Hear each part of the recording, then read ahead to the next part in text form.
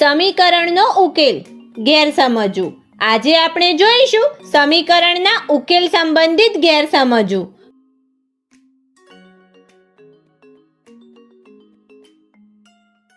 મોટા ભાગે આપણે સમીકરણ ઉકેલતી વખતે કોઈ પદને એક બાજુથી બીજી બાજુ લઈ જતી વખતે તેની વિરોધી ક્રિયા કરવાનું ભૂલી જઈએ છીએ.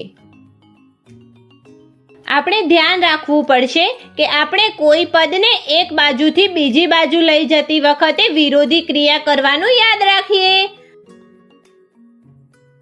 આને એક ઉદાહરણથી સમજીએ.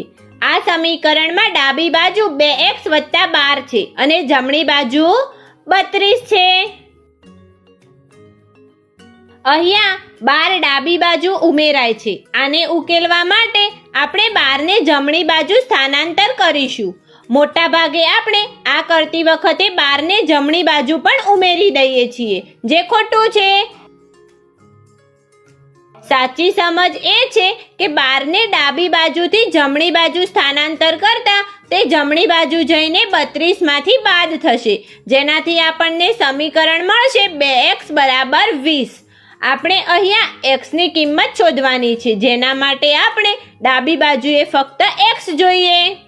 જેમ કે આપણે જોઈ શકીએ છીએ કે ડાબી બાજુનો x સાથે ગુણાકાર થઈ રહ્યો છે. 2 ને સ્થાનાંતર કરતા ઘણી વખત આપણે 2 ને જમણી બાજુએ ગુણાકાર કરીએ છીએ, જે એક ખોટી સમજ છે. સાચી સમજ એ છે કેમ કે 2 નો ડાબી બાજુએ x સાથે ગુણાકાર થાય છે, તો આ જમણી બાજુએ 20 ને ભાગશે, જેનાથી આપણને x ની કિંમત 10 મળશે. તમને શું લાગે છે કે આ જવાબ સાચો છે કે ખોટો?